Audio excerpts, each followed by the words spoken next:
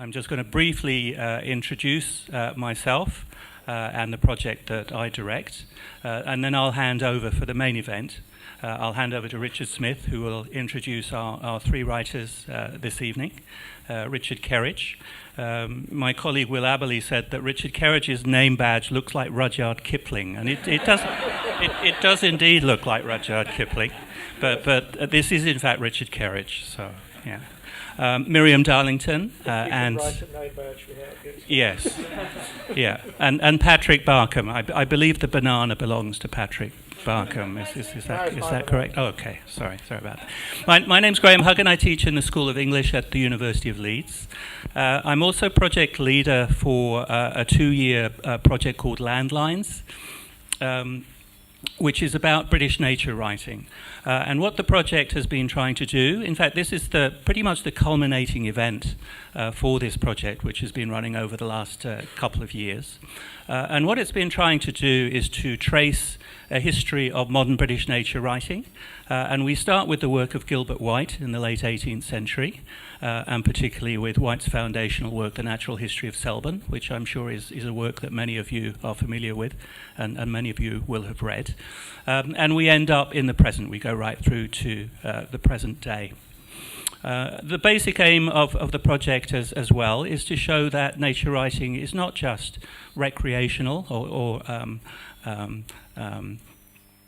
I'm losing my words here, not just recreational or compensatory, but rather engages directly sometimes with conflicts of different kinds, conflicts within the environment, but also social and political conflicts. And we've had strong engagement with creative writing and creative writers from the very start of the project. So I think it's only appropriate that the main event of this evening involves creative writers. I won't say any more about the project, but I'd be happy to answer any questions you might have about it afterwards. But I think at this point I'll just hand over to Richard Smyth. Thank you very much. Still okay? Good. So welcome. Good evening. Welcome to this Land Lines event in association with the beautiful Leeds Library, Britain's oldest subscription library, and the inaugural Leeds Literature Festival, information about which can be found on your chairs. I would urge you to have a look at that. I'll be speaking next week, by the way, on nature writing, so if any of you fancy something like that. So it's my absolute pleasure to welcome 3 luminaries in modern British nature writing tonight. I'll introduce them all together and then you can give a rousing round of applause once I've done them all. We start with Richard Kerridge, who is a nature writer and literary critic. His memoir called Blood, which is about reptiles and amphibians and his association with them throughout his life, was published in 2014. He leads the Master's course in Creative Writing at Bath Spa University and has written widely on fiction, poetry, literature and the environment. Next to Richard is Miriam Darlington, who is a prize-winning poet, has written a book for young children, Footprints in the Sand. Her first nature book was Otter Country, which was published by Granta in 2012. And her most recent book is a wonderful nature memoir, I guess we'd call it, called Owl Sense, which we'll be hearing from tonight. And finally, Patrick Barkham, who is the natural history writer for The Guardian, has been for some considerable time. His first book, The Butterfly Isles, was shortlisted for the 2011 Royal Society of Literature Ondaatje Prize. He's also the author of Badgerlands, Coastlines, and his most recent book, Islander. So please join me in welcoming Patrick, Miriam, and Richard.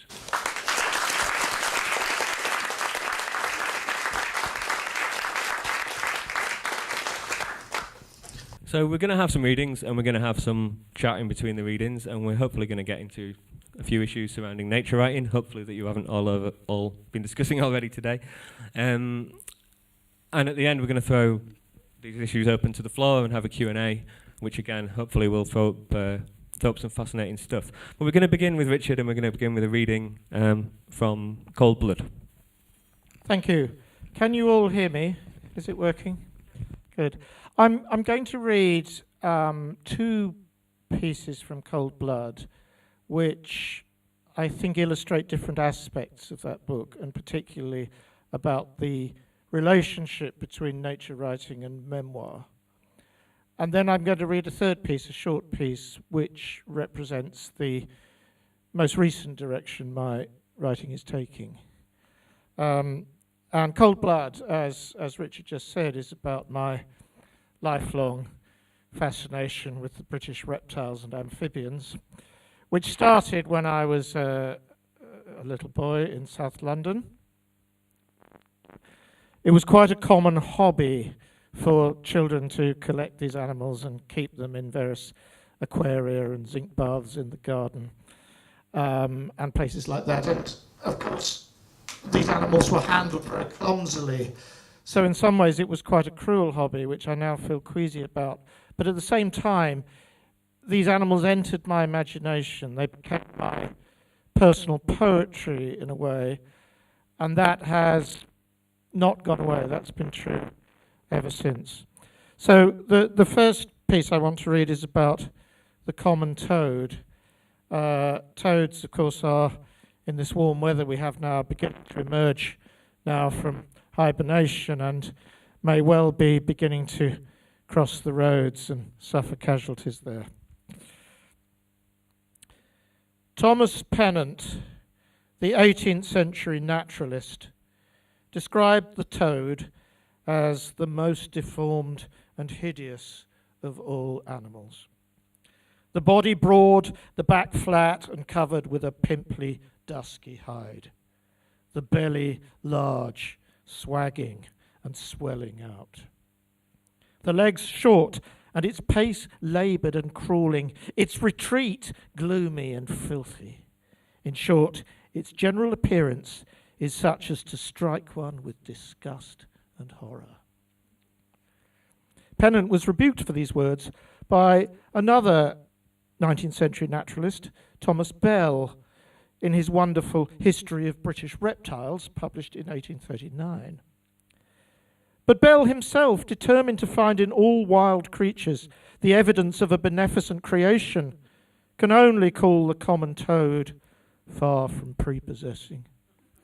The body, he says, is puffed out and swollen, the head large, flat on the top, the muzzle rounded and very obtuse. There are no teeth, either in the jawbones or on the palate. There is above the eyes a slight protuberance, studded with pores. And the parotids, these are the poison glands behind the eyes, are large, thick, prominent and porous, secreting an acrid fluid. Bell is attempting to be scientifically dispassionate, but words like dirty keep turning up in his description. He says that the toad's upper parts are of a dirty, lurid or blackish grey, with sometimes a slight greenish tinge. Tubercles, these are the warts, more or less brown beneath dirty yellowish white, sometimes spotted with black. Shakespeare's Othello, deceived into suspecting that his wife Desdemona has taken a lover, feels that his centre, the shyest part of him, his most sacred emotional place, has been defiled. An intruder has dirtied it. But there, where I have garnered up my heart, where either I must live or bear no life, the fountain from the which my current runs or else dries up, to be discarded thence or keep it as a cistern for foul toads to knot and gender in. When I first read these lines at school, I laughed aloud. I knew those foul toads. They mattered to me. I saw the image. I knew what this knot was.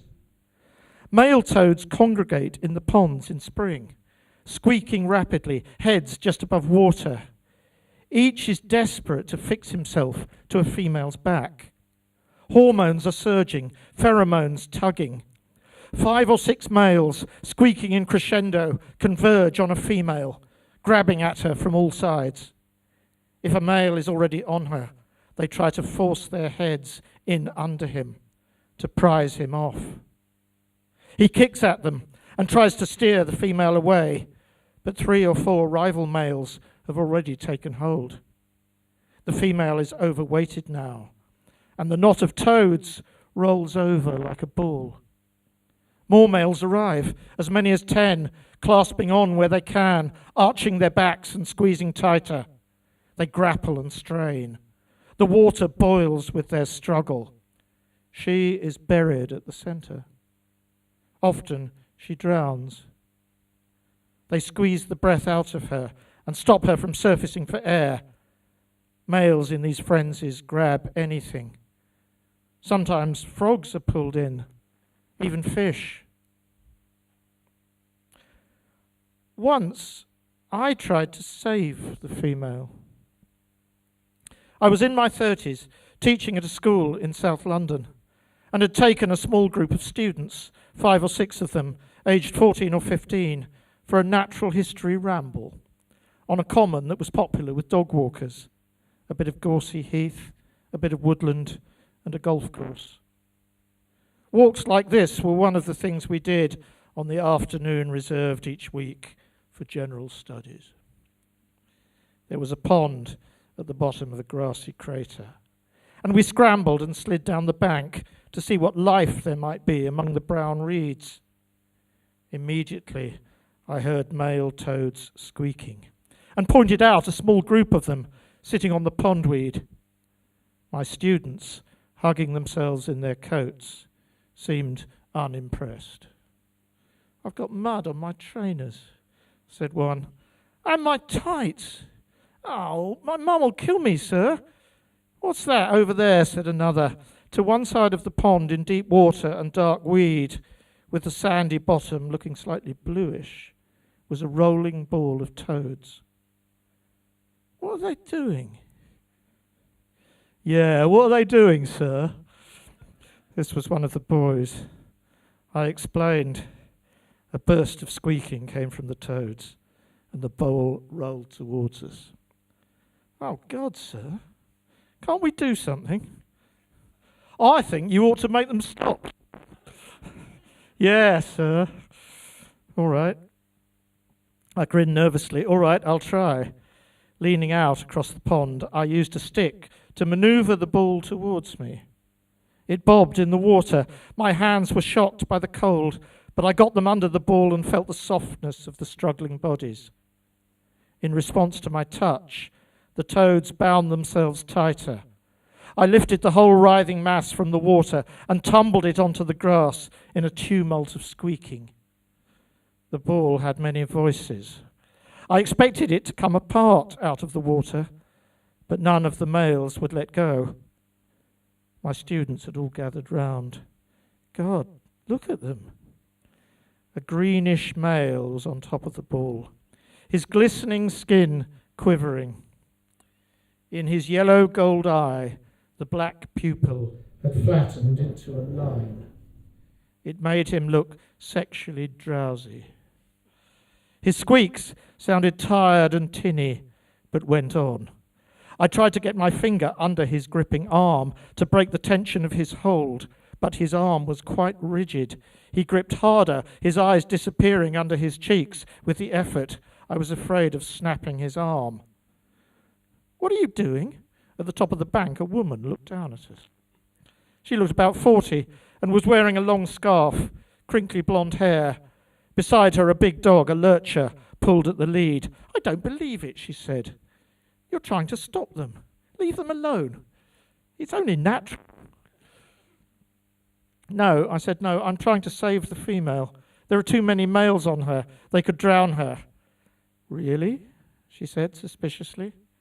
"Are you sure?" "I've seen it happen."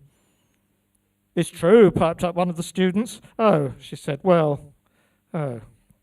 Can you get them off her?" "I don't think I can. They're gripping too tightly. I'm afraid of hurting them." "Better put them back then," she said firmly. She was right. I picked up the ball again. In my hands, it struggled like a single creature. The students watched in silence. A toad's leg forced its way between my fingers. At least The female had probably taken some breaths. If I left the ball out of the water, crows would probably attack it. I placed it back into the pond. So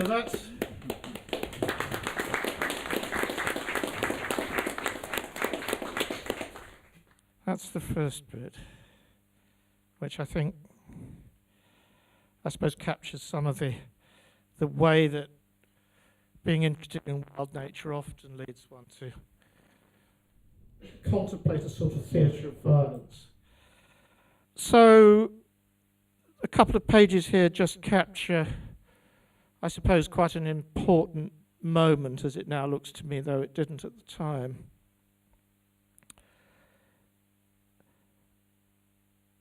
It was a difficult relationship with my father, though he was a very loving father. And I now realise, which I didn't know then, that he was still, I think, carrying a lot of trauma from his wartime experiences.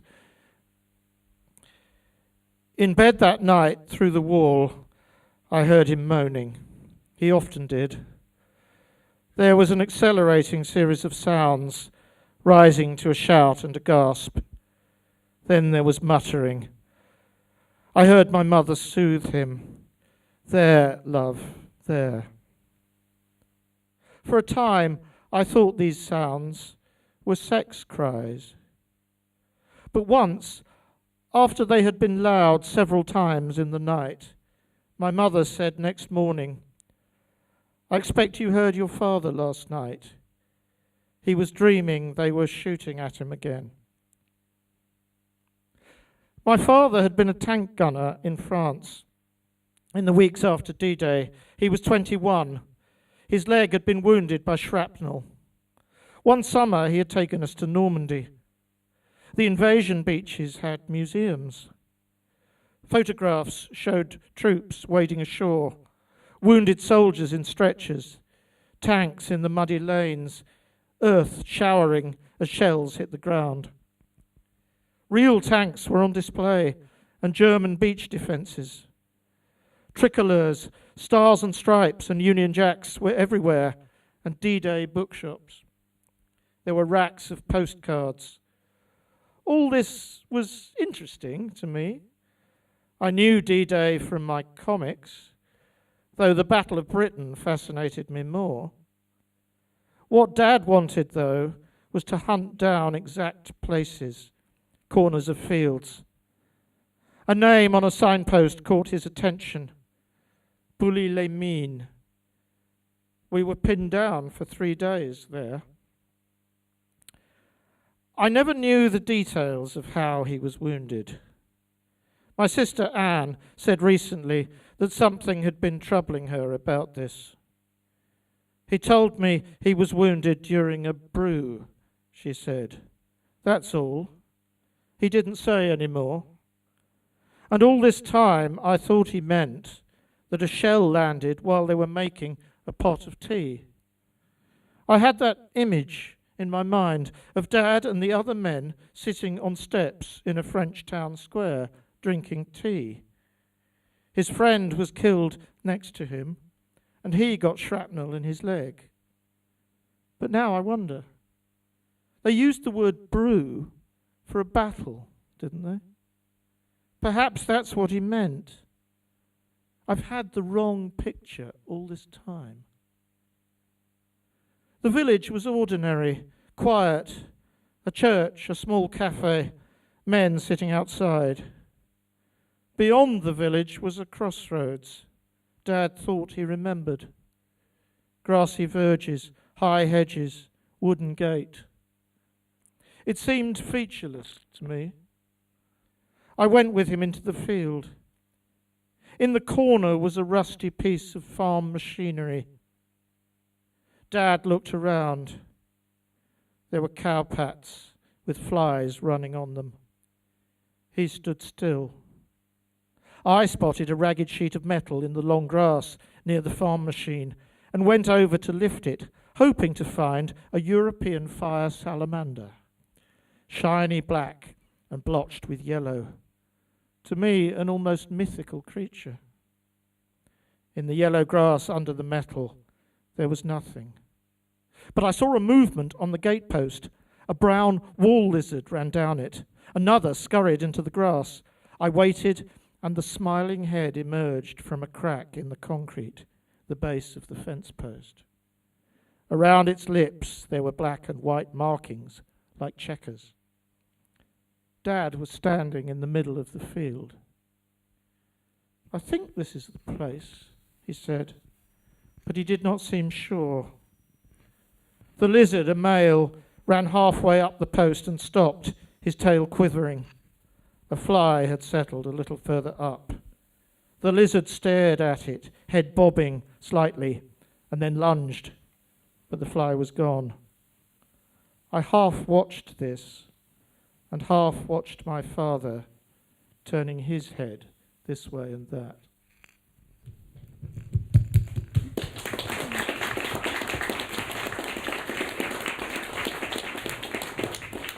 So that's that. Now, I have got another bit. I've been a bit too long, haven't I? Yeah, well, it'd be great to if we could just... Would it? We can maybe find time later for the other piece, Okay. which is a wonderful piece Okay, we'd like to hear. But for now, I would like to ask you...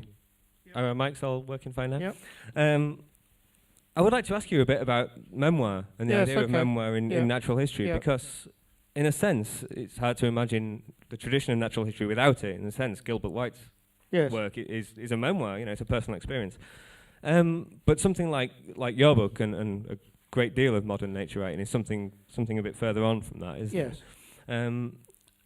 I wonder, to what extent does reptiles and amphibians and natural history, to what extent does that give you permission to write about something that perhaps you wouldn't have written about otherwise? I'm not sure that's the way I'd think about it, as needing permission. But it's certainly true that, well, it's not a new thing, but the new nature writing especially sets out to fuse several different elements, but I think particularly natural history information or descriptive, quite emotional writing about the natural world with a personal story. And I think one reason for that is that for a long time I think there's been a strong cultural separation between the scientific writing and the personal writing. One could even go back to the two cultures debate and C.P. Snow and of course the way that in our education system the sciences and the arts are separated so early on. And I do think that one element in the new nature writing is an attempt to bring those things back together, not to see culture and nature as separate domains. Nature is always mediated by culture.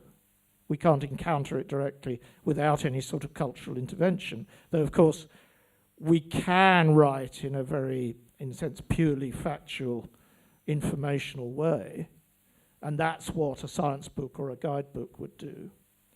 But literary nature writing has always been different from that. It's been about the personal story and also perhaps the cultural history of the meaning that an animal or a landscape or a type of weather might have for people.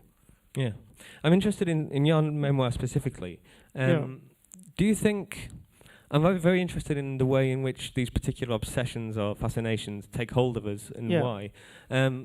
And I was there's a writer called Matthew Merritt who writes about birds primarily, and he's also spoken about his depression about the loss of a family member. And he writes in his book that bird watching, in his case, is one of the few times a grown man gets to spend with his own thoughts, and he says in contact with something bigger than himself. Yeah. Do you think that that's a part that amphibians and reptiles played in your life? Yes, I do, and from a very early age. I think I had in many ways a quite happy and sort of privileged childhood, really, but also there were family tensions, and I would often, I think, go off, looking for frogs and tadpoles and cycling off out of London onto heathland to look for reptiles with my friends, as fairly self-consciously, as a kind of escape, an escape from tension, And so it was a mixture, really, of, a very concretely physical world of actually looking for these animals and a sort of fantasy world. That's an interesting way of looking at it, a fantasy world, given that you've been talking about it as a, it's the science, it's zoology, yes, that's right. It's biology. Yeah. That's a really interesting contrast. But as I say, I think the genre, one of the strengths of the genre for a long time has been that it brings those things together and intertwines them. Yeah, there's a fascinating, we'll just move on to Miriam's book in a second, but there's a fascinating essay, I don't know you're aware of, by a guy called James Fisher, who was one of the great nature communicators of the last century. And he wrote about the tradition of Gilbert White, leading through Richard Jefferies and W.H. Hudson, who I'm sure a lot of you will know, kind of Victorian nature writers. And he was disgusted by that lineage, because he always said that White was an observer, he was a scientist, and he came up with this alternative lineage, which was, I can't remember, Montague, Witherby, various other names that the vast majority of normal people wouldn't be familiar with, because he had this idea that White was primarily an observer, and everybody else had sort of, all these other writers had ruined the genre with their self-indulgence. well, that's Puritan scientism, isn't it? I mean, of course, White's book, I think, was published in 1789, The Natural History of Selborne, which, of course, was the year of the French Revolution, and also a year that we associate with Romantic poetry. And I do think the big intervening thing between White and those later writers is Romanticism. Yeah. And, of course, the idea of the romantic sublime experienced in nature, that moment of feeling one's senses overwhelmed and feeling oneself to be awestruck, but also somehow touched with the force of a kind of religious revelation by some sort of spectacle from the natural world. And I think from then on, although that's first of all expressed primarily in romantic poetry, from then on that becomes a major part of the nature writing genre. Yeah, okay. Thanks very much, Richard. Well, that leads us quite neatly, really, onto the wild, sublime, and your writing, Miriam. As I mentioned, your first book, Otter Country, which was a kind of passionate exploration of otters in Britain. And your new one is Owl Sense, which again is a wonderful sort of quest through the owls of Britain and beyond. So if you'd like to start with the reading and then have a bit of a chat about it. I'll just start with a small comment to Richard, which is that you really haven't, with that scene with the toads and the school children, you haven't changed my opinion that toads really are dirty. and I worried for those kids as well. I was thinking of Seamus Heaney's poem Death of a Naturalist and what that experience must have done to those poor kids. It's definitely not health and safety. Where was I? Yeah, very distracting. I'm going to do two short readings from Owl Sense, and I'll just start with a brief explanation about what inspired me to write my second book. Well, when I was out tracking another nocturnal species, the wild otter, on the dunes in Northumberland one winter, I was staking out what I thought was an otter spot and expecting to see an otter. But of course, when you're out looking for wildlife, you always see something unexpected. So I was camping out on the dunes, and I had a small fire which was kind of dying down to its embers, and I was just dozing off. And what I didn't realise was I was right on the migration route, the northern flyway, the East Atlantic flyway, which comes in from Scandinavia, I think. And just as I was dozing off, there was a kind of soft thump right beside my head, and I opened my eyes, and there, sitting in front of me, was this most extraordinary face with bright yellow eyes and a kind of circular white facial disc. Bright yellow eyes with a kind of black bandit-style eye mask, and it was staring at me, looking completely startled, and I probably was staring back with exactly the same expression on my face.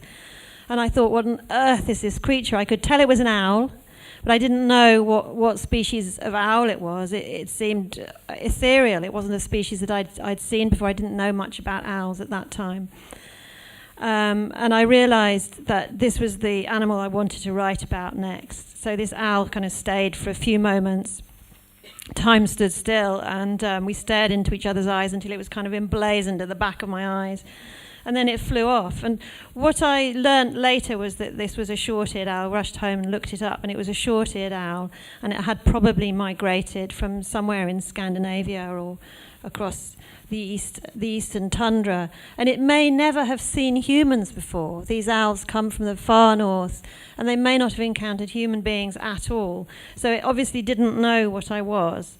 So the feeling was mutual. Anyway, I decided at that point that my next book was going to be an exploration of this incredible species that seems so perfectly adapted, so charismatic, so stunning, and yet one of the most kind of violent, bloodthirsty stealth predators that I knew of. So I decided to research owls and started finding out about the science of them, their conservation status, but also it was a creature that's been enfolded with mythology. This animal has been so storied and mythologized that we almost can't see the real creature. And I wanted to explore the mythological owl, but also to get to encounter it, to find out what the real owl was like, to encounter it in the wild. So I started out with an exploration of some owl facts, and I needed to find out where I would find them, where they came from. For more than 60 million years, owls have roamed the night sky. Homo sapiens have only been here for a fraction of that time, less than 200,000 years. And just as our ancestors might have done, in some ways we still struggle to understand these birds. With the aid of genetics and taxonomy, we've made progress and distinguished owls into two families, the Titonidae, those large-headed owls with a tall, narrow skull, asymmetrical ears, a heart-shaped facial disc, and long, feathered legs. This group includes Tyto alba, our barn owl, and the Strigidae, the owls with shorter, asymmetrical skulls, and this group includes all the other European species. Both have particularities that no other bird has, adaptations for nocturnal activity and predation. The flat facial disc, large eyes and down-turned beak lend the owl its wise, human-faced quality. The familiar face provides a contrast to the eerie ability to turn the head, exorcist style, 270 degrees. This unique, uncanny feature, and the fact that it was difficult to see and to know in the dark, with its noiseless flight when all other birds fly with more obvious sound, disturbed and intrigued our ancestors and produced a fear and fascination that have never quite disappeared. And I found out later that the way owls can turn their heads is because it's made easy because they have 13 vertebrae in their necks, when human beings only have 7, and they have special blood vessels also, which enables them to turn their head almost right the way round without giving themselves a fatal embolism, which would happen if we did that. So owls have a complex attraction for humans. Their loose, soft feathers, rather than the stiff, rigid plumage of other birds, can give an attractive, fluffy effect. The gentle contours are not for cuteness, however. They're solely evolved to insulate and to cloak this predator in invisibility. Their patterning produces visually confusing camouflage that breaks up a silhouette beyond any hunter's wildest dreams. Their feathers are silencers to mask themselves, but also designed not to drown out the subtle sound of their prey. While our ancestors may have been in awe of the owl's fearsome abilities as a nocturnal predator, these days we have a tendency not to see beyond the fluffiness. And I was really on a quest, actually, in this book to de-cutify owls, but it was very, very difficult. And even when I mentioned to people that I was studying owls, everybody almost unanimously would say, "Oh, I love owls, they're so cute." And I would say, "No, they're vicious and nasty." I still think so. They're really, the way they swallow their prey whole, crush it in the gizzard and remove the fluids from it, and then regurgitate in the horrible pellet just full of bones and feathers. It's absolutely vile. And they stink as well. If you ever get close to an owl, they really smell bad. So the acute hearing and the stealth swoop are for murder by momentous feathered eruption. The ferocious raptorial talons are for striking and gripping. These are zygodactyl talons. Instead of 3 toes facing forward and 1 behind, the outer digit has a joint that enables it to swivel back, so 2 toes could be placed at the front and 2 behind. The prodigious strength of its grip is vital. The Eurasian eagle owl's deceptively velvet-feathered feet act as boxing gloves. This giant owl with a 2-metre wingspan, I'd say you don't want to meet one of these in the dark, deploys its thunderous punch to grasp, snap and puncture. The Blackinson's fish owl, of a similar size and weight to the eagle owl, has spines called spicules on the underside of its toes to enable it to grip dicey aquatic prey. But perhaps what attracts us to humans to owls is admiration, particularly that they have the skill to fly at night. This bird is feathered perfection, grace and beauty with talons. Just as a poem is the best words in the best order, this bird must be the best night hunter in the best kit. Even without the glamour, we can't fail to envy the finely honed precision that's compressed here. The owl is made for one thing only, to survive and to do so by stealth. For this reason, over time, our suspicious minds have wondered whether it has also any supernatural qualities hidden in its cloak. Was the capacity for evil, for instance? For if Homo sapiens, the wise humans, who in general do not appear always to have entirely mastered their own baser instincts, if they possessed the same set of abilities, it would surely make a potent concoction. And so, by projection, this mysterious night creature has gained human meanings that meant nothing to it.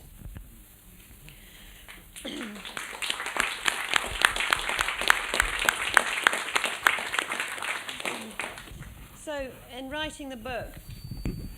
Oh, sorry. Yes, thank you. In writing the book, I decided that I would start out tracking the owls that were closest to my home, and I started out with barn owls. But before I really went in search in earnest, I came across captive owls, and it seems that owls are the kind of new domestic pet. There's a kind of craze for keeping owls.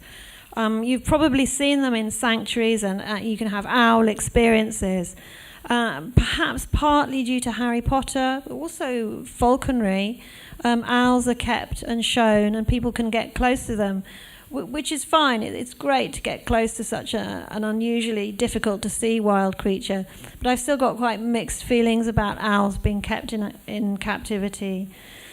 So one thing I should mention that happens in the book, as well as the kind of scientific research and the natural history and the tracking of wild owls, there was a kind of domestic disaster in my home life, which was that my son got very ill. He got struck down by a mysterious illness and started to have seizures. And, this completely threw the family into disarray at first. We didn't know what it was. It took the medical establishment weeks and months to discover exactly what was going on.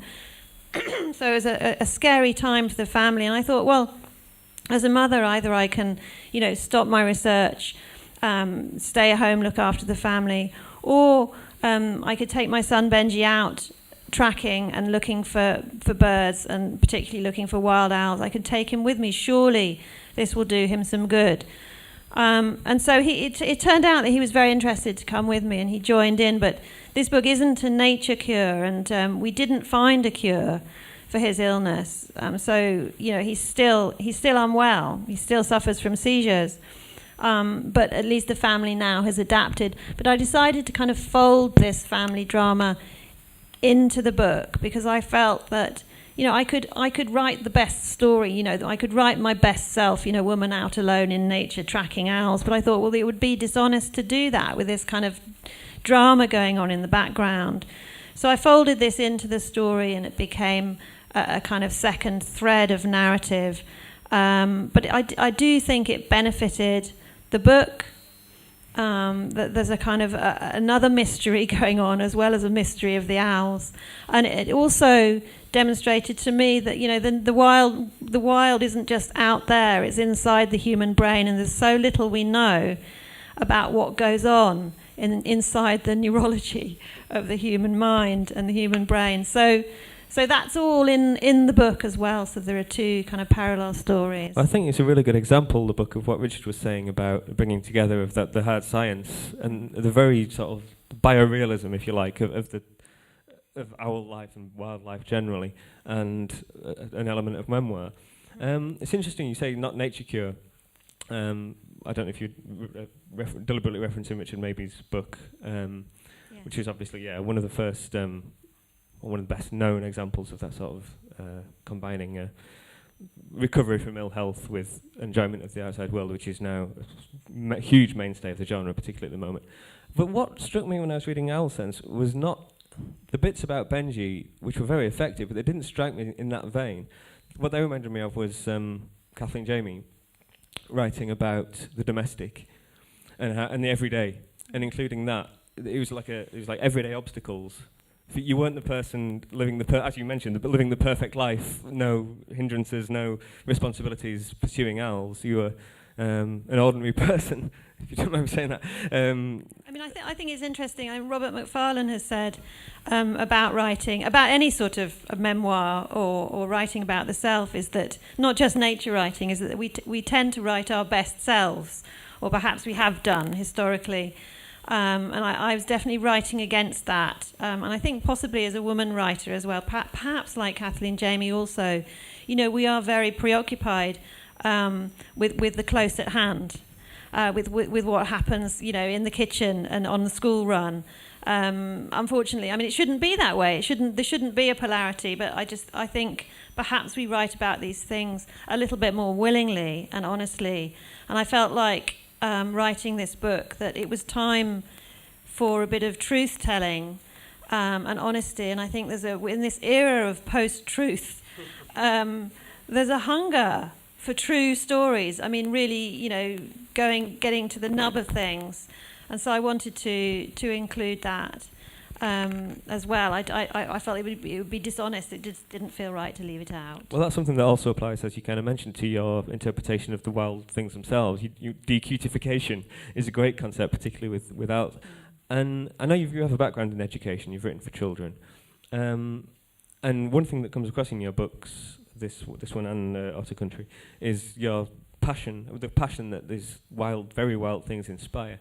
And when we've done events before, there's always been a lot of concern among people who are into this kind of thing about how do we pass this on? How do we, without cutification, without endless penguin documentaries, without, you know, fluffying it up, how do we transmit this enthusiasm, this passion to the next generation? This is a question that I get asked, and I think many nature writers, probably not just female ones, but we do get asked this because it's a concern and a preoccupation that our young people are somehow losing contact with wildlife and with the outdoors because of the technology that's ruling their lives. And in some ways that's good and that's helpful, and they've got access to one another and all sorts of things that they wouldn't normally have. But at the same time, yes, they're losing contact, and we're losing touch with them also, I think, as parents. The way I was brought up, you know, I was taken out. There wasn't the internet. I was taken out and shown things. And I think that's the best we can do. We can just model as parents and grandparents and teachers and educators and facilitators. We can model passion and enjoyment and fascination and hope, just like Richard did with his interesting toad experience. We can do our best to traumatise the next generation of...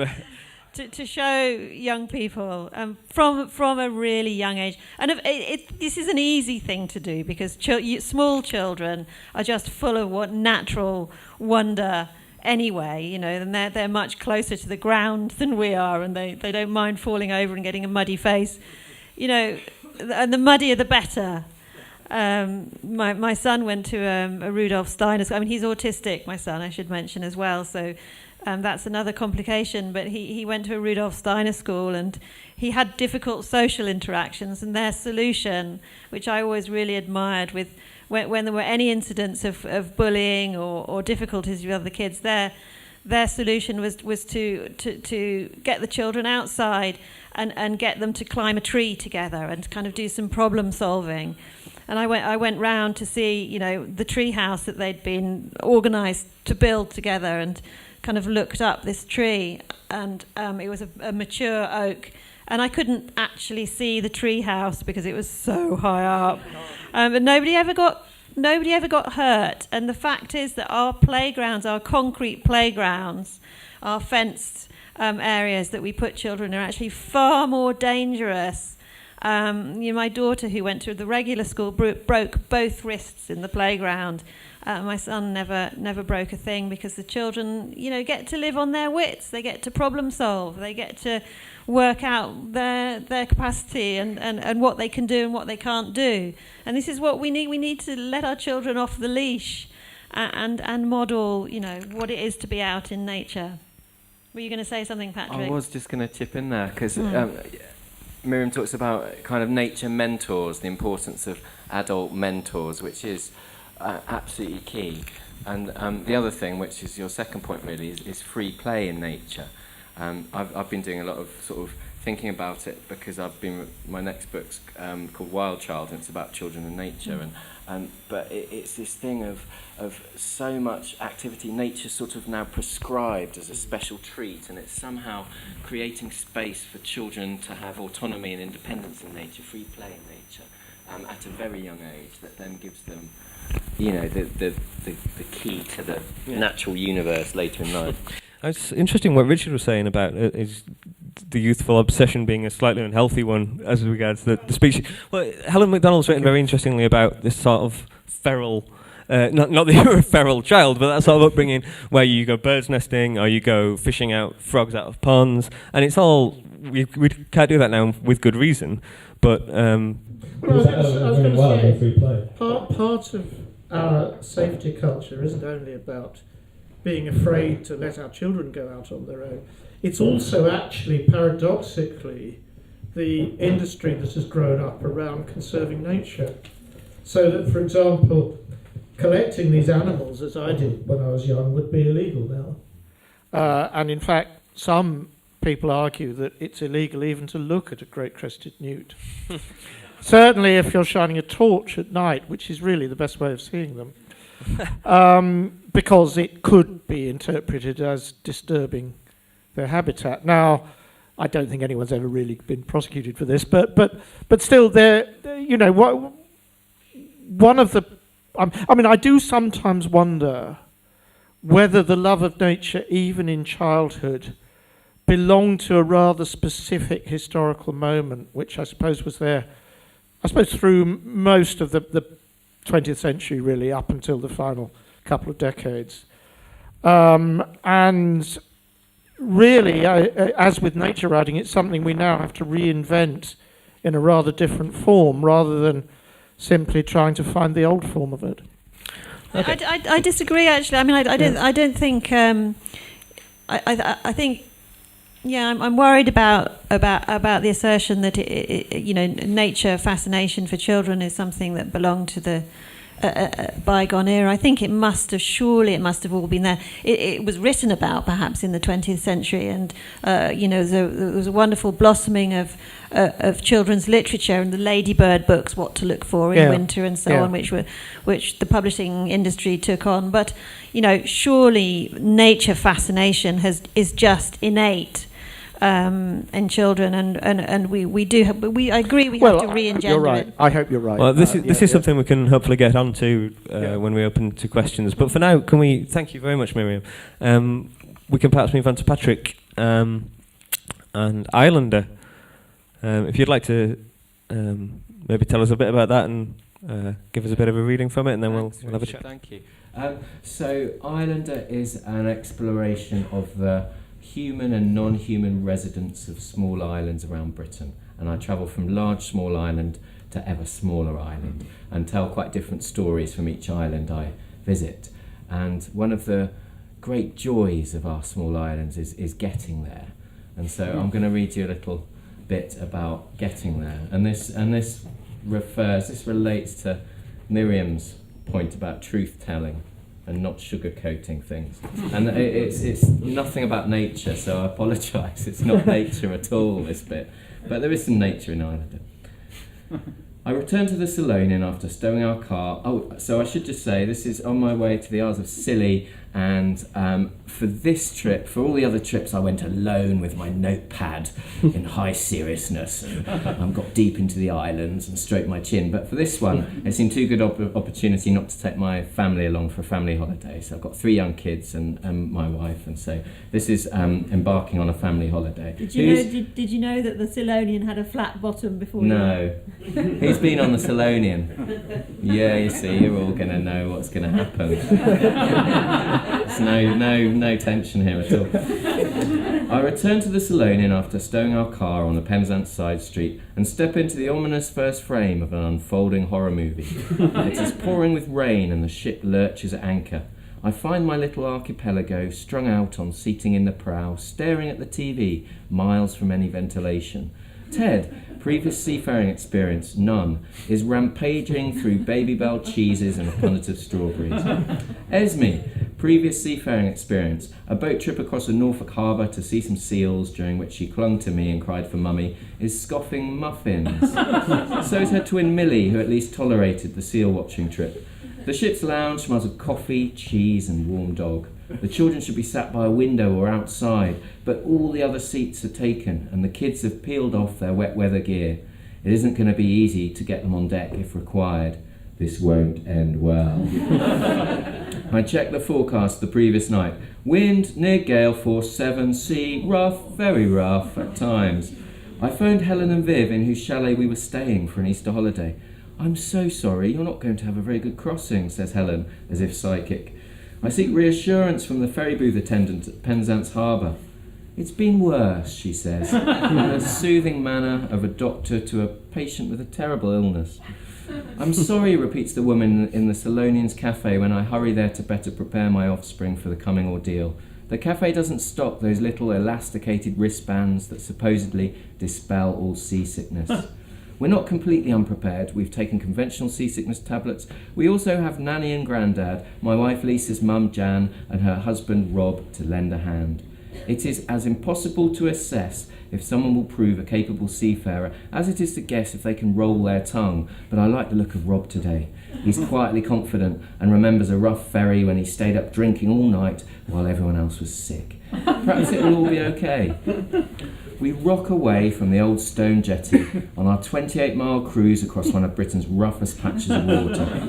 I pop outside to taste the salty air and watch the white houses of Penzance slide away in the rain. 5 minutes later, I return to the family. It's not okay. Jan is gulping for air. Lisa has nearly passed out. Ted's face matches the green waterproof suit he refused to put on. I grab him and hurry up a flight of steps to the rear deck. We sit on a wet wooden bench. After a few ups and downs, Ted projectiles strawberry and Baby Bell chunks over me. I peel off his sicky trousers and wrestle on his green suit. He must be feeling ill because there's no resistance. The ship wallows in a serious swell. A wave breaks over us. The second frame of the horror film is like a student's party where everyone falls obliterated at the same time. Conventional chit-chat is replaced by silence. Parents run past, grasping children, coaxing them to vomit somewhere sensible. The gloved steward scurries back and forth, tearing paper towels from a big blue roll, wiping up. Passengers puke into paper sit bags, terribly discreetly. I'm in awe of their neatness. No one else is splattered with vomit like me. One lady rises with a bag fat with sick, as if blown up with air, and delicately deposits it in a bin. Millie, Esme, Jan and Lisa all vomit and then slump on their seats, comatose, unable to speak. Let me help you with those, says another lady, taking Lisa's bags of sick as if they are yummy cookies. The Islanders, British mainlanders, are so kind in a crisis. Rob is fine, as are numerous dogs on board. I sit outside under cool sea spray with warm little Ted. Whenever he vomits, I fail to catch any in the mean neck's sick bag. I prepare myself for a third more violent scene of horror, but instead find I'm experiencing something unexpectedly lovely. The ship turns and creaks as the waves question its fittings. At the top of a crest, it drifts for a second like an inattentive driver on a corner, then dives. Ted falls asleep, and we ride the waves, his sicky top on my sicky top. I gaze at his deathly pale face and feel a surge of love. Up, down, up, we rock with the ship clasped together. We can't do anything else. Our movement feels like an eternal moment on the pale green ocean.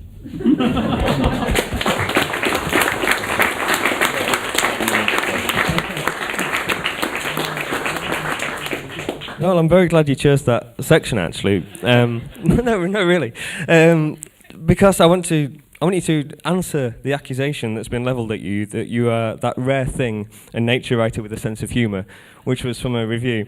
How do you feel about that? What does that say about you as a writer, and what does it say about nature writing in general?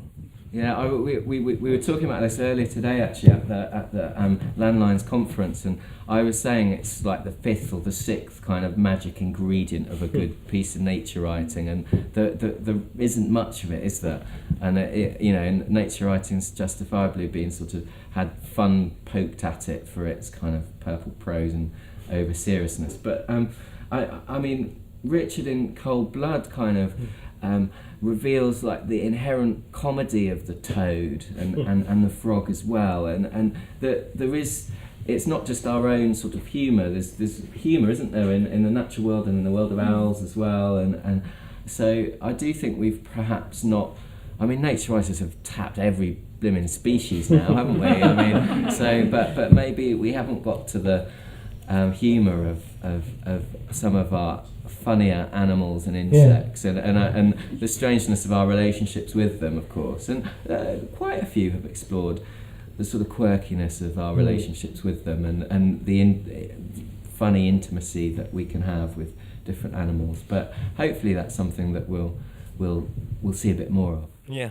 Now I'm interested in the fact that you're you are a nature writer, obviously, but you're also you write around nature, as we saw there, and of course you're a journalist, and I'm quite fascinated by, well, this is quite a big question, but the idea that you're a correspondent on the natural world with the state that it's in now, and yet you can write in a hilarious and fascinating and human small scale way. How are you not just running around screaming the whole time? It is. I mean, I don't do a lot of sort of hard news. I write about the environment for The Guardian and try and write about wildlife and stuff rather than climate change. But I still get at least 20 really depressing emails in my inbox every day, press releases saying that this thing's just about to go extinct and this thing's being destroyed by road. And I have really nice emails from people begging me to write about the road that's going to wreck their beautiful old hedgerows that have stood since feudal times, and I, my limiting factor is my editors. I can't get stuff past them. So you're conscious of that tension between sort of what people want to read and kind of what's, but also that it's mediated by editors, and I would write about road destruction every day more or less if I could at the moment, but I can't, because I can't get editors to accept that that's a story that needs to be told, maybe. But there is a kind of, I don't know. There is with a book. I think you've got to have something other than just wall to wall doom and gloom. I mean, there's different kinds of nature writing, isn't there? And there isn't good and bad stuff, and there's room for everyone. Yeah. And George Monbiot, my colleague at The Guardian, is a brilliant polemicist, but I don't think he can write. I don't think he would claim to write beautifully lyrically about nature, but maybe someone else can, and there's a role for that too.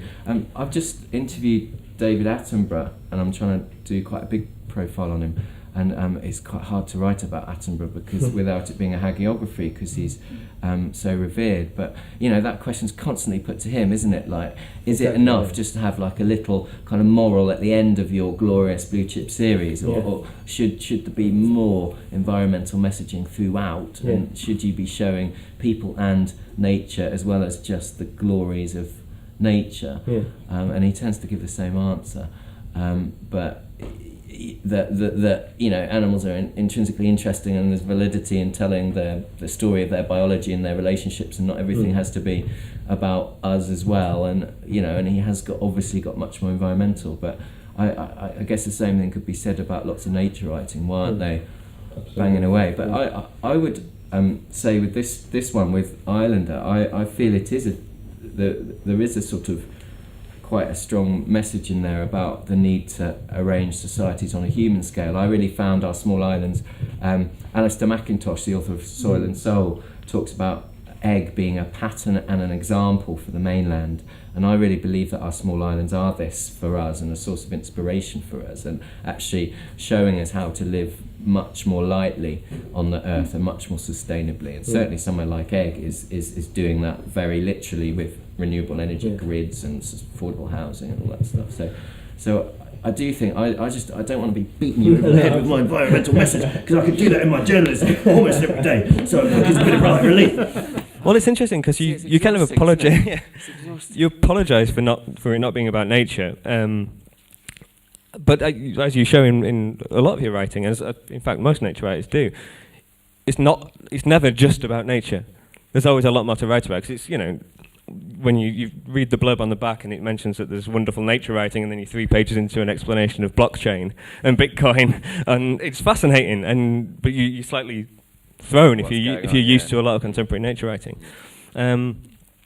Is that something you're conscious of, the idea that you should stay on nature, or that you're going out of your lane when you write about other things, or are you conscious that it's all part of an important whole? Yeah, I mean, I'm branded as a nature writer. I've always felt, and I know lots of people say this, I'm a writer, and because I was fortunate enough to grow up in the countryside, nature's a massive part of my life, so it comes into my writing, and therefore this is more like conventional travel writing, to be honest, but nature's there because I've grown up with it and I notice it and enjoy it, and I guess I feel there is an environmental message in there too, so that's how it sort of works for me, I suppose. Okay.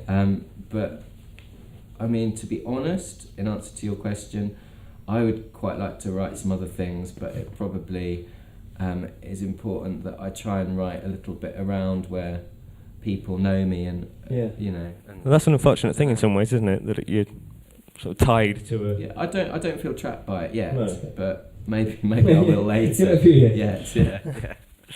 Okay, thank you very much for that. I think it's now time to throw this open to the floor.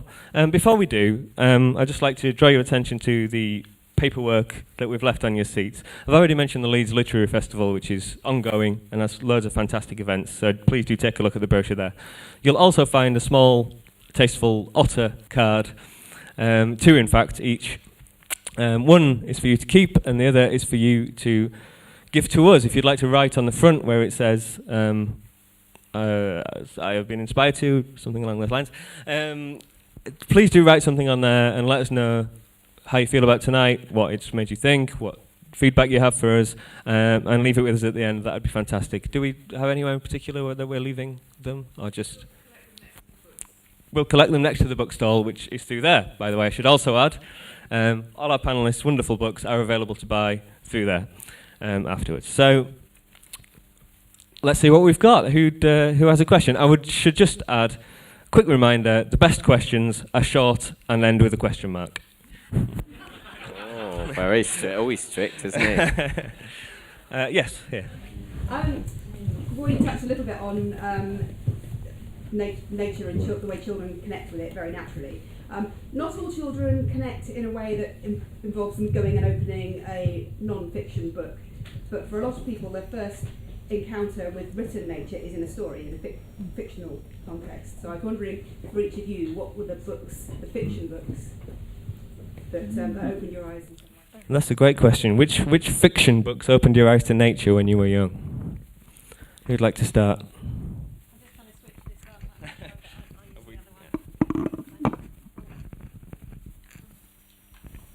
Well, for me, when I was about 9 or 10 years old, I was read Tarka the Otter, and I think I was an otter for about 6 months after hearing that story. It's such an immersive, painful, dramatic, heart-rending book, which doesn't contain 1 ounce of cuteness, actually. I'm not even sure it's a children's book. In fact, no, it isn't a children's book. And, Williamson wrote it just having returned from the trenches and the fighting on the front in the First World War. So he was writing really not just about wild nature, but about how nasty humans can be. And the last kind of 2/3 of the book are relentless hunting scenes. And I don't want to give any spoilers in case anyone hasn't written it, but it's not good.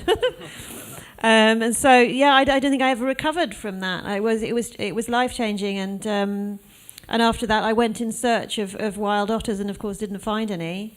They were nearly extinct. So that engaged then not only my sympathy, but my sense of injustice. And so if we can get children reading stories that move them and touch them and affect them and immerse them and make them fall in love in some way with some aspect of the natural world and what it can offer them and ignite their curiosity, then yes, that's definitely the answer. And of course the way we respond as humans to anything is through story. It's what makes us different from other species. So story is everything. It was Tarka the otter for me, definitely. Patrick? Oh, there's loads, aren't there? Tom Titmove's House. Anyone remember that? Picture book. It's a kind of fable about a big housing development going up and Tom Tit losing his home and the other animals helping him find a new home. Fantastic Mr. Fox. Yes. Really read that over and over as a kid. Stick of the Dump for kind of free play in edgelands. And BB's Brendan Chase. I know we talked about BB, but that kind of, classic, just sort of boys are going to love that. Running away from home and living wild for a year and wearing rabbit skins and seeing purple emperors and magic, mystical pools of water in the middle of the woods. Yeah, what's not to love about that? Exactly, yeah. Richard? Does this work? Thank you. I don't know why I've got some force with distortions. The answer before all others is Gerald Durrell, My Family and Other Animals, which incidentally is one of the 2 funniest books I know, I think. And so, there is humour in nature writing, though perhaps in that book the humour stands off a bit from the nature, but still. And actually, strangely, as a digression, I think the other book I'd say was the funniest I've read in the last 20 years or so is also an environmental book, Don DeLillo's White Noise. But also, I'm afraid, from childhood, I would remember the Willard Price stories, Amazon Adventure, African Adventure, South Sea Adventure. There were hundreds of them. And they were full of what now seem preposterous plot points. For example, I can still remember a scene in which somebody was running away from a herd of Cape buffalo. And they climbed a tree, but they didn't climb high enough. And apparently, if you don't climb high enough, the Cape buffalo what they'll do is they will lick the skin off the soles of your feet, and until your feet have been reduced to a skeleton. This is probably completely untrue, but that sort of detail, of course, absolutely fascinated me as a child. Yeah, absolutely, I completely agree. For me, it was Danny Champion of the World was my formative text, but I have to say, I'm a new father, and that book puts some pressure on you as a new dad. Children need a father who is sparky. So am I sparky? Have I got enough nature trivia at my fingertips to satisfy the Roald Dahl standards? So Roald Dahl is weirdly influential in this field. So that's a really good question. Thank you. Who else?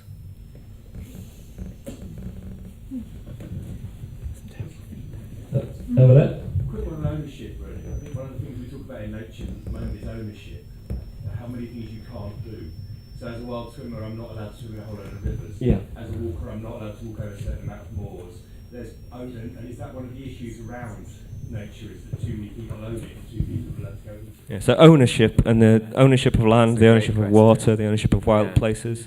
Mark Cocker's latest book, Our Place, explores this really, really nicely. and really nails that thing, that really obvious point that in Britain we're a landless people, and there's no, even in places like, I think he talks about Serbia, everyone's got, not everyone, but working people, not posh people, have a place in the country, and they certainly do in Scandinavia. And here, of course, our country is locked up in big estates, and so that's a massive problem for our country, for our denatured state. It's hard to see a quick fix on that one, isn't it? Apart from a revolution. Lots of trespassing, I would say.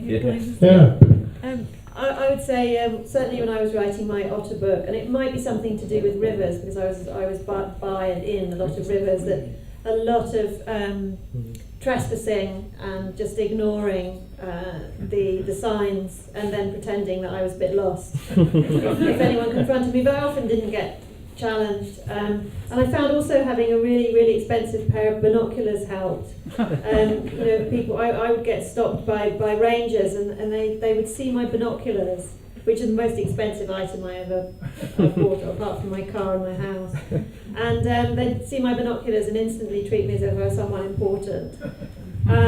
But Roger Deakin did it brilliantly with Waterlog as well. He just particularly enjoyed getting into fights with people when he was caught trespassing. So, I'm not proposing that we all break the law, but a healthy dose of kind of disrespect and exploratory spirit probably helps.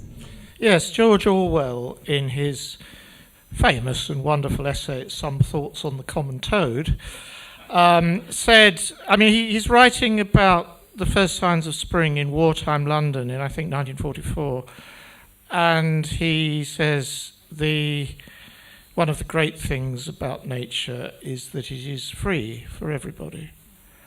Now, of course, that's right and it's wrong. There are questions of access.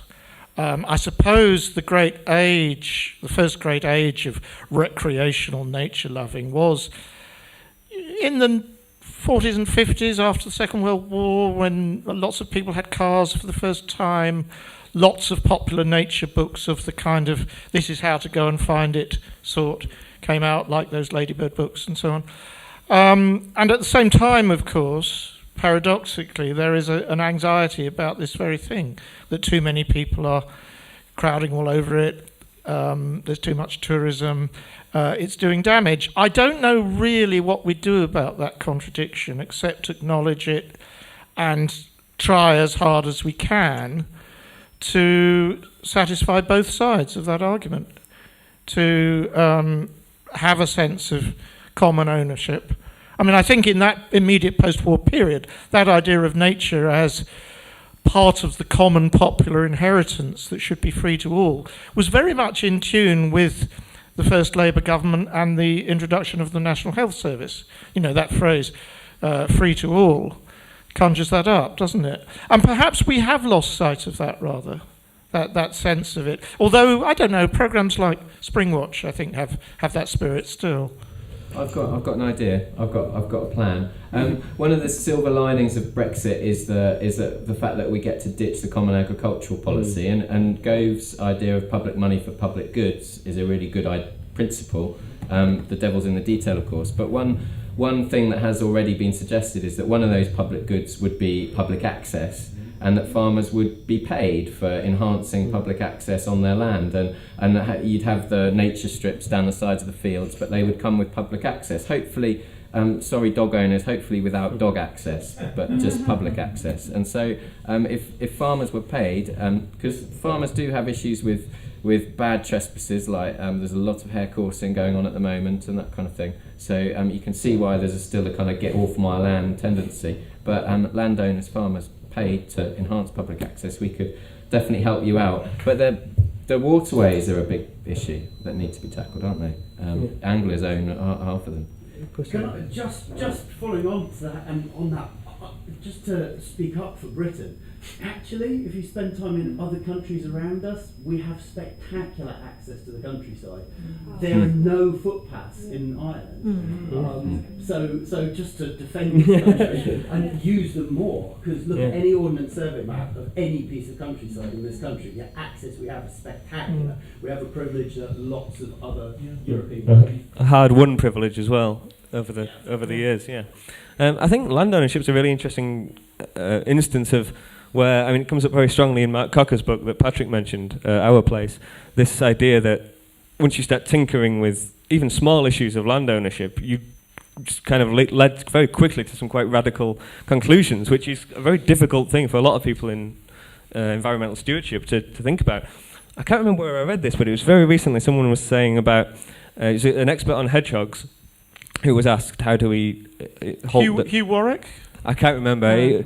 He was asked at some Q&A how can we help hedgehogs? How can we reverse their decline? Because they're obviously in terrible trouble. And I think they were expecting an answer like, check your bonfires or put out cat food. And he said, dismantle capitalism. which is the kind of steps that this question leads you to. Okay, thanks for that. That's definitely Hugh Warwick, and he also advocates the hedgehog street, which is everyone should put a little gateway in their fence so that the little hedgehogs can pass through and reach each other to breathe. So tiny gates and dismantle capitalism. That's okay. Next question, please. Yes, this lady. I was interested actually in kind of gendered access. So, something that's come up a few times when I have conversations with people, the different experiences for women perhaps and men for going out in the countryside. So, for example, I was wondering how you felt when you were out on your own, say overnight, sort of bivvying down in a hedge or something like that. I mean, did you ever feel kind of under threat? Do you think it's different for men? I mean, I guess it is, right?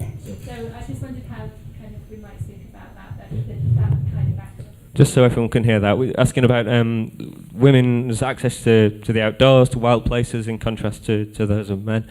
Yeah, how have you found that? I think it's a really good question. I get asked this question a lot because a lot of my writing, particularly for Otter Country, I was out on my own a lot of the time, and I had to be on my own because you don't see so much wildlife if you've got someone else with you chatting.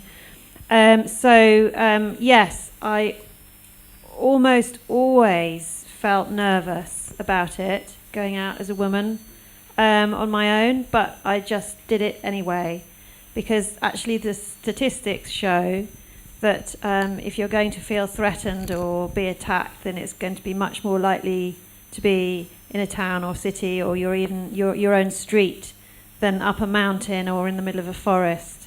And so I just went anyway. And there isn't an easy answer to that. You just have to get over it, really. And I've never met anyone who's had a problem, any woman who's had a problem. I've felt nervous, and I've been told lots of times that you shouldn't be doing this, it's dangerous. When I was much younger, my mother actually said to me, this is a bit Little Red Riding Hood, but my mother said to me, you can't go out walking about the countryside on your own because you'll get raped. And I just thought, well, I'm going anyway because I don't believe you, and so I mean, it's really difficult. It's a really difficult question, but personally, I've never had a problem. There's a new book, a newish book by Mary Colwell called Curlew Moon, which where Colwell goes around Britain on a basically tour of curlew habitats, past and present, and there's some episodes in that. And she doesn't dwell on them, especially. They're just parts of the story where that's really brought home to you, particularly as a male reader who tends to be complacent about these things.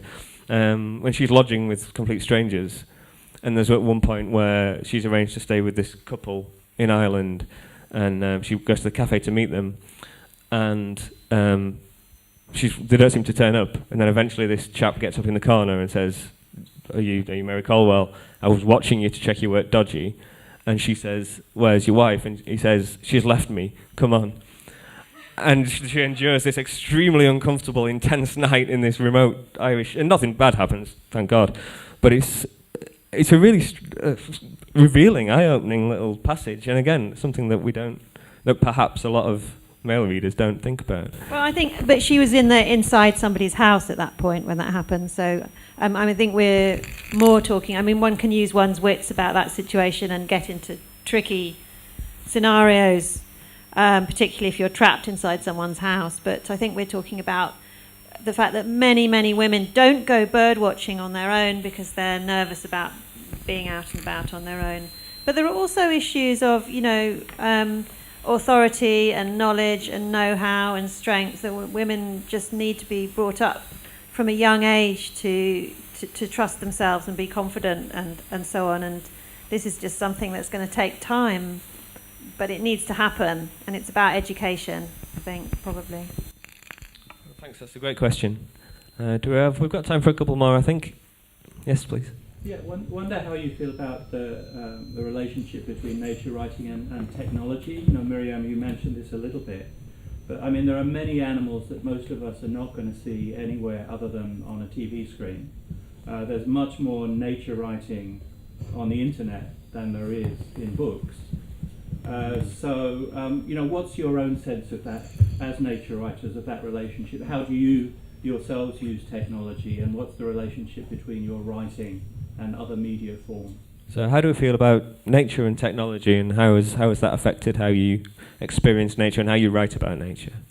Well, when I wrote my first book, Otter Country, I didn't ever take any technology with me. I never took a camera. I didn't have a mobile phone. Can you switch microphones? Oh, crackling a little bit. Okay. Yeah. Speaking of technology. Yeah, I kind of shunned technology in that book basically because I wanted to be an otter, and I didn't use social media, and I didn't have a blog until after I'd written the book and after it all came out. So I felt technology was getting in the way of me. I didn't want to be mediated in any way. But with the second book, it was quite the opposite. I got myself a mobile phone and I drove about in my car and I travelled a lot. So it was different. I can't really explain why. I think I just let go of the wanting to be an animal, and accepted the kind of onslaught of media. And I've used social media and Facebook and Twitter and Instagram and so on to promote messages, and so I found it useful, very useful. I've drawn people into conversations or had feedback from people, and just enlarged the debate around looking at wildlife. So now I find social media and technology really, really useful personally, but I think it's a very personal thing. I'd be interested to hear what the others think. I think that in my mind, I think there is interaction and exchange all the time between the images I've got from television and what I am actually seeing in front of me.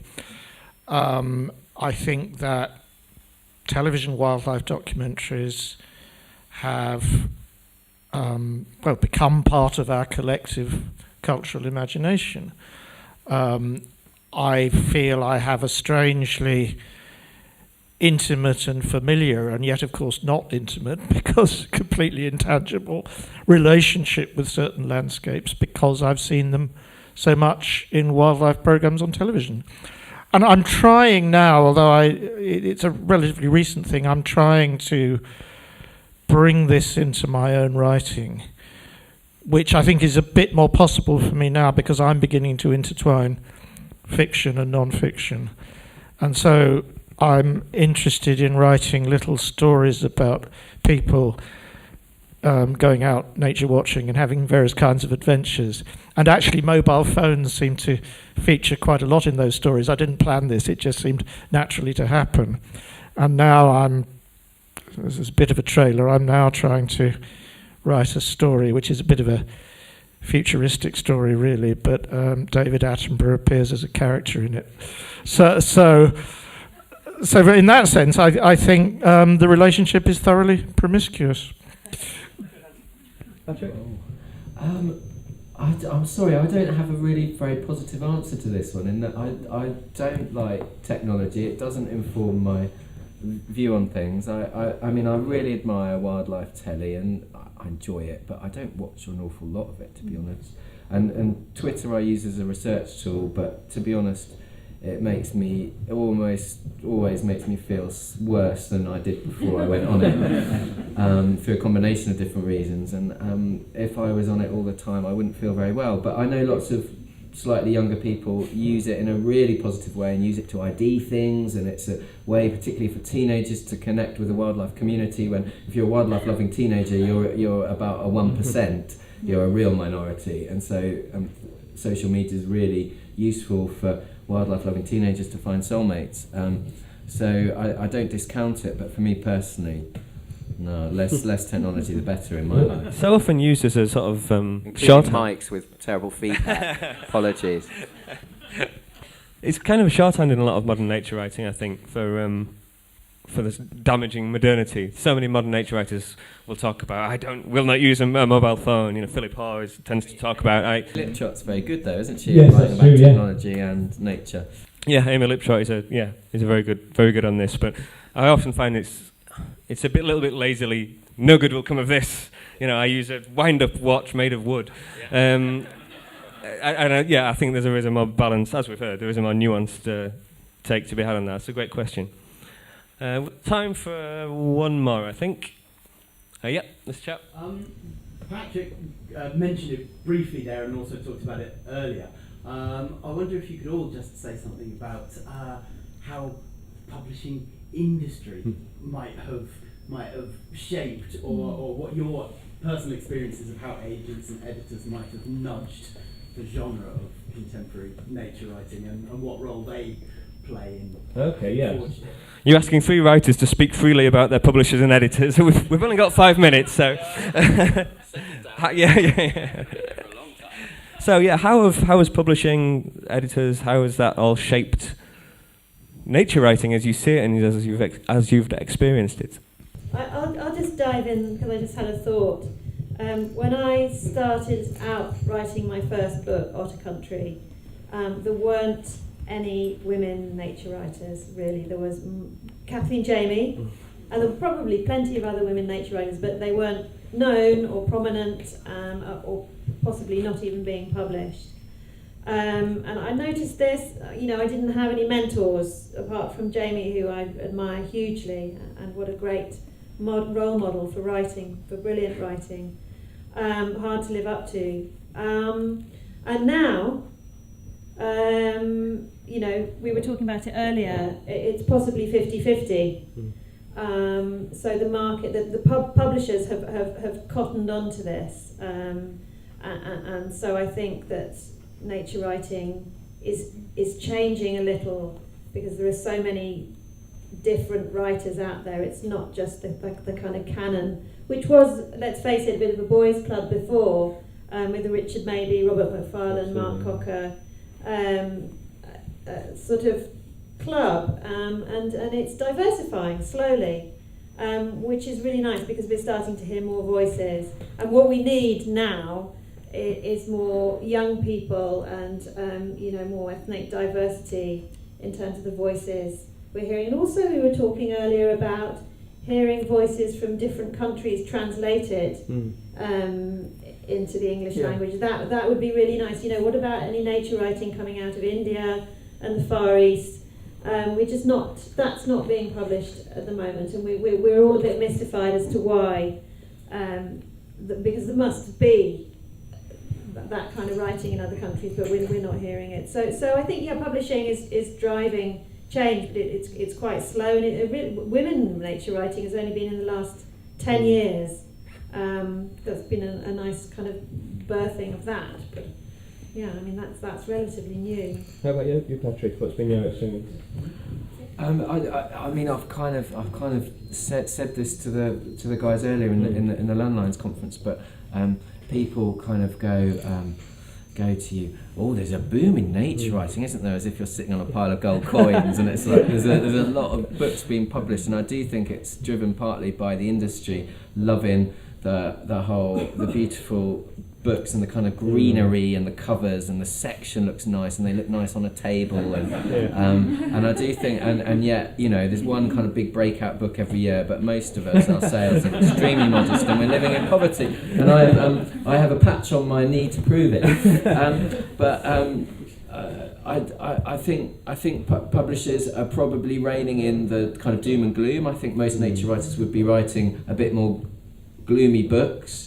I wanted to write a book about walking the line of HS2, which I did for Guardian Feature. So a bloke's actually written a book about it called Signal Failure, but I wanted to do it my own way, and I was told, no way, it's not commercial. So you do get this, you get this blocking effect on certain ideas that I suppose you could go and publish them yourselves. But so, it's been filtered through very metropolitan editors. Who are a mixture, fairly good mixture of women and men, I think, but all quite posh as well. So they're sort of defining what it is, probably more than we think as general readers. I guess there's the perennial problem in publishing of more of the same is the demand. So how do you challenge barriers when there's, how do you get more women, more ethnic diversity, class diversity? How do you get that when people just want more Robert McFarlane or more whoever the flavour of the moment is? I mean, I do agree with all that, but I suppose I'm still quite euphoric about the emergence of new nature writing, really, and it is a mystery as to why it happened. One would like to think it represents new concern about environmental problems, that there's a kind of widespread popular unconscious there which is beginning to register in the enthusiasm for these books, but I don't really know if that's true. Similarly, there could be more sinister explanations for it as well, to do with Brexit, I suppose, to do with a sort of turning inwards and trying to rediscover a kind of nativism. I don't know. I mean, a literary agent said to me a couple of years ago, he said at the moment, the only two things publishers want are psychological thrillers and nature writing. So obviously the next thing to do is to find a hybrid between those two. Actually, there is a hybrid, actually. Robin Robertson's book, The Long Take, which is a kind of hybrid between it's prose poetry, but it's also kind of what I coined as nature noir, which I think, it's really interesting to see how, experimental writing is starting to cross boundaries and break the borders between the categories that we thought were the correct ones, and now, people like Robin Robertson and other writers are starting to experiment more. And I think publishers are looking for something fresh and authentic as well. I think we are ready for the next wave, aren't we? So the nature writing bubble will burst, at some point. In some ways, the market is becoming saturated, and I'm wondering, I think we're all wondering how long it's going to last until people get. We've written all the species and all the places. It's probably time for something new, and it is starting to happen. But also, it's not just about the big publishers, of course. One of the wonderful things that's happened is the emergence of publishers like Little Toller, republishing a lot of nature writing from, the last 100 years, but also new writing of quite an experimental kind sometimes. And I do think, obviously, it's very nice to get a deal with one of the big trade publishers and a good advance, but also I feel it. Yes, that bubble probably will burst, but I hope it won't go back to what it was like before, when the genre barely existed. I think for 20 or 30 years. I think what's more likely is that it will continue to develop and experiment and find new forms and new fusions, and that's what we want, and also a much wider variety of ways of publishing.